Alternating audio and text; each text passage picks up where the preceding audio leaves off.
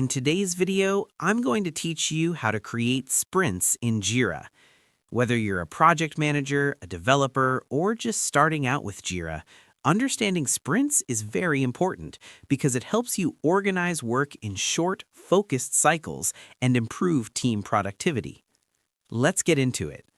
First, log into your Jira account and open your dashboard.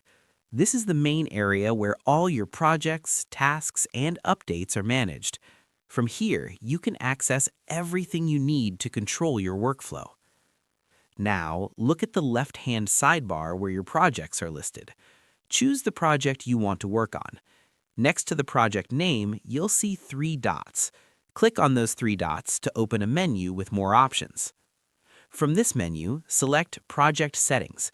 This is where you can control different configurations for your project, including enabling key features. Once you're inside Project Settings, look at the left sidebar and click on Features.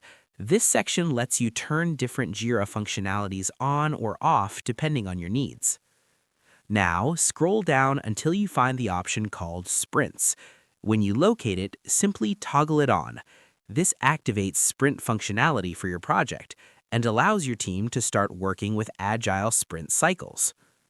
Once sprints are enabled, go back to your board. You will now be able to create a sprint, add issues from your backlog, and organize them into a focused time period, usually 1 to 4 weeks, depending on your workflow. The main idea of sprints is to break large projects into smaller, manageable parts. This helps your team stay focused, track progress more clearly, and deliver results faster. And that's it. You've successfully enabled and prepared sprints in Jira. From here, I recommend experimenting with sprint planning, adding tasks, and tracking progress to really get comfortable with the workflow. Thanks for watching, and happy project managing.